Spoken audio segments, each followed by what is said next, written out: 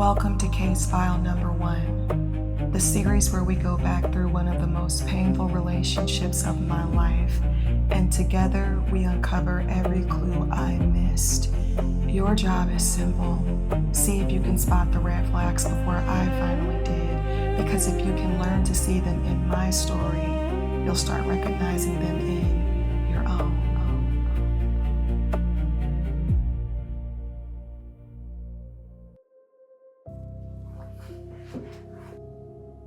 In the last episode, I talked about my great escape from this traumatic relationship, and I make it to Europe. Although I'm there, I'm far away from the situation at hand. I'm now being asked to perform with a smile on my face, and I am emotionally a mess.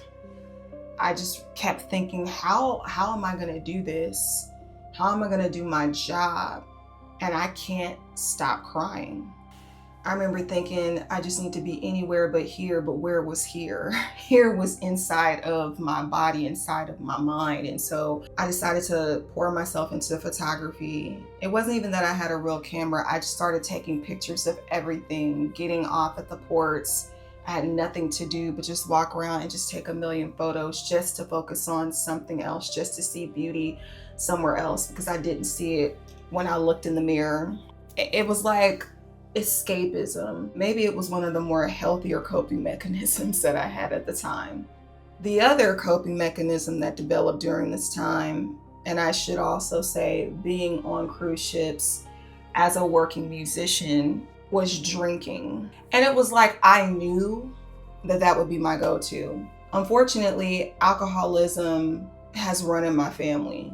So it wasn't far-fetched to think I could just have a drink. And that became 1 drink to 2 drinks to 3 drinks to waking up and taking a drink to during work hours taking a drink to get through my sets to going to get another drink so that I could go to sleep. It just became this unhealthy cycle to where I essentially became a functional alcoholic, drowning my sorrows out, not wanting to think about anything, just numbing out as best as I could. Also didn't want to get too close to people, because in that world of work, you're always meeting new people. You're always developing friendship with the other entertainers that are on board. And relationships and friendships naturally form, and I just had everyone at an arm's distance because, again, I still didn't know what my status was going to be, and I didn't want to have to explain anything to anybody. And so I just kind of walked around with a 10-foot pole, because I certainly didn't want to do to anybody else what had been done to me. In the midst of drinking and sleeping and working and photography and thinking, I had lapses of hope, of delusional faith. I have to say it was delusional because I would just teeter-totter in between like lucid states of reality. 1 minute I was livid and still in shock. Another moment I was trying to reel myself back from that and trying to claim certain scriptures of protection over me. I remember standing in the mirror and taking an actual photo of it because I had psyched myself up to believe that one day I would tell this story on the other side of it, and that everything that I was praying for would end up working out somehow, and I had zero proof.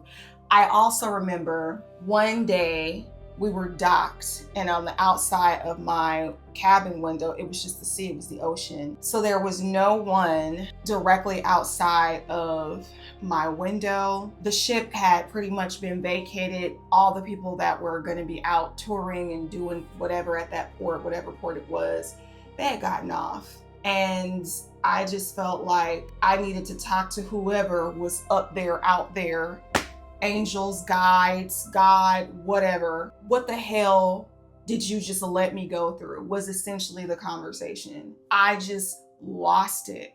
And I remember in the midst of what probably looked like a crazy person's rant to anybody that would have seen me talking basically at the air by myself, I remember saying, how could you let this happen to me? You were supposed to protect me, because that was the relationship spiritually, from a religious perspective, from a church perspective, that I had always walked around carrying and feeling on a visceral level. And I was like, how could you let this happen to me? You were supposed to protect me. And the moment I said that, it was so crazy. This is why I say this whole experience became spiritual, because I heard loud and clear, but we did.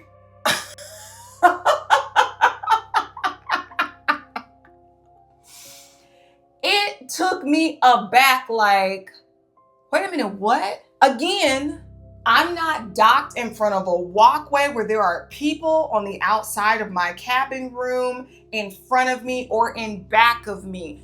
Where the heck could that have come from? It was so crazy. It literally made me speechless, because I was like, wait a minute, did I just hear what I thought I heard?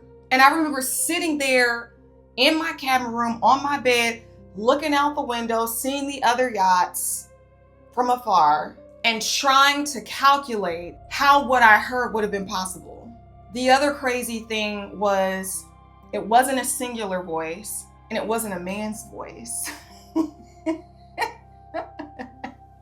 So now my mind and my theology and my spiritual understanding is now being glitched, because I'm thinking, okay, wait, was that the audible voice of some spiritual deity? Was that God? If it was, who the heck have I been believing in this entire time and thinking I've been talking to or praying to for my entire life? Because what I heard was not one voice, and what I heard didn't sound like a he. And that was the religious belief system that I had grown up in. I sat there questioning so many things, like, wait a minute, I was protected? And I'm thinking, how could I have been protected? I went through all of this trauma. I mean, I'm hoping that it's not the worst still at this point, but yet everything that I had experienced was enough.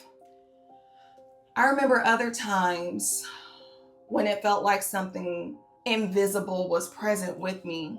Like one particular instance, I went to the cafeteria. It just became a regular thing for me to walk around with sunglasses. I didn't want people to see that I was drunk, or I didn't want people to see that I was crying. I went to eat by myself in the cafeteria, and it was basically empty, and I'm bawling my eyes out trying to eat my food. And I start hearing a whistle of the Bobby McFerrin song, "Don't Worry About a Thing." And I'm trying not to look around, because again, my eyes are bloodshot. I got tears running down my face. I don't want anyone to see me thinking that somebody else might have been in there, even though I came in there and it was maybe one person sitting ahead of me. And I look up and they're not even there anymore. And I'm glancing around and I'm like, who's whistling where? And then I just started sitting with the lyrics to that song. Don't worry about a thing, because everything is going to be all right. It wasn't even a voice. It was a whistle. And I still, till this day, don't know where it came from in an empty cafeteria. I get off the ship about 3 to 4 months later. My contract is over. I make it through. And I go through another round of testing. The feeling at this point, I'm dang near in my pants, because this is the moment of truth. Like having to wait that extra 3-month window to make sure that what I saw on the previous test results was real. And I ended up keeping this paper for a long time, but the long and short of it was I ended up testing negative again. And I had purposed in my mind, I was gonna have a celebration breakfast with my 2 best homegirls who helped me get through that situation. And so that's what we did. Once I got my negative test results, we went to have breakfast together. It was just tears of joy. And that was one moment. one round of testing because it wouldn't be the last, to make sure. I decided that after that point, it was time for me to leave Texas. And so I ended up going back to California. Again, if you remember from the previous episode, I talked about getting as far away from him in that situation as possible because something in me said if he could get to me, he would. He didn't know exactly where I was in California, but he knew enough because I kept getting emails about him being in LA. It was like some sort of rewards point email that was coming from a particular hotel. And I don't know how they got my email address, but I kept seeing things addressed to him that were being sent to me about him being in my area. That freaked me out. Then at the time, he was still trying to send me messages. In more than one of the messages, his constant thing was still asking me if I was going to still be with him.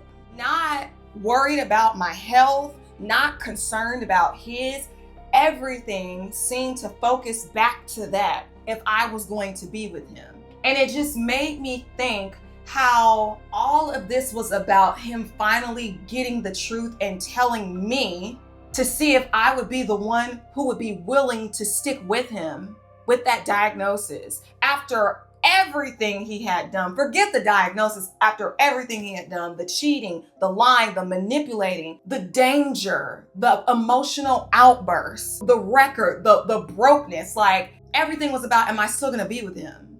And it made me feel like, you don't care anything about me and what's best for me. You don't even care what's best for yourself. And I told him that. I was like, you need to be focused on your health and what's good for your life. And it's not another person. Even with me saying that, the telepathic connection didn't just end. In fact, it was years after this point that he was still trying to infiltrate my dreams. I found out that he started following one of my old YouTube pages, blocked him immediately on everything that I could. And so when that wasn't enough, he took it a step further and decided to tap in spiritually. And every time it happened after I had long moved on, started healing and rebuilding my life, out of nowhere, he would show up, and every time it would feel violating, an intrusion of privacy. I always felt like I was essentially being gang stalked. And I think, matter of fact, I know, this is when I went into hiding, essentially. The light and the visibility that I had as an artist, as a person, I just went inward and imploded in a sense and put a lid and a cap on myself because I didn't want to be seen. I was afraid to be found out wherever I was, whatever I was doing. I stopped posting where I was in real time, who I was with, what I was doing, where I was going. Now, granted, although I do believe that there is a protective measure and wisdom associated with that, mine was driven by fear because I felt like someone was actively trying to get to me outside of my will. And it affected so much of my life in career, personally speaking, just not posting or showing up for myself or for others. I just went into a cave, being a shell of who I was or a fraction of the potential I could have been. And that's the thing about trauma, traumatic experiences. They change the way that you move through life indefinitely a lot of the time. Because there's never a timeline on healing and getting back to a place of normalcy. All of that to say, drinking was still very much an active component in my life. And it was becoming an even bigger problem because not only was I not weaning myself, it just didn't have the same effect that it used to. And so because I was still trying to run from and escape the emotional trauma of it all, even though I had gotten negative test results, my mind was still on, I gotta do another round of testing and what if? And feeling like damaged goods. So many times before that, I had geared myself up to believe that it was going to be my happily ever after, and every time I was proven wrong. Like, what happens to your psyche at a certain point? And I couldn't escape it. And I was just like, is this Is there something wrong with me? Is this just the way that life and relationships is? Because I can't keep doing this. And I wanted to be anywhere but here, anywhere but in the situation or the experience, a cyclical loop. And so when drinking wasn't enough, I started adding other things with it. I remember being in a studio one night in LA and decided I'd mix edibles with the drinking. And when I woke up still high 3 days later and my brain felt detached from my skull, like it was so weird, I thought I was gonna get stuck in a trip. And I remember saying, God, I swear, if you get me out of this, I won't ever do this again. And I knew I had a problem, but at that point, I got scared. And I knew it was a problem I could no longer try to manage myself, and I ran to therapy. Shouts out to Tim at Bridge Counseling in Oakland, because that was the start of my healing journey. Sitting in therapy and having to grapple with the fact that he likely knew something was off in his health. He may not have had a definitive test result to confirm, but he definitely knew something. And he withheld purposefully that information from me. That was one of the hardest things to reconcile. Thinking about that, talking about that throughout therapy was one of the most difficult things. I couldn't think about it and talk about it without bawling my eyes out and just crying involuntarily, because how do you do that? How do you do that to somebody? It's one thing to cheat. It's one thing for someone to steal something. But this is a level of betrayal that I don't ever think you can get over, because this could have cost me my life.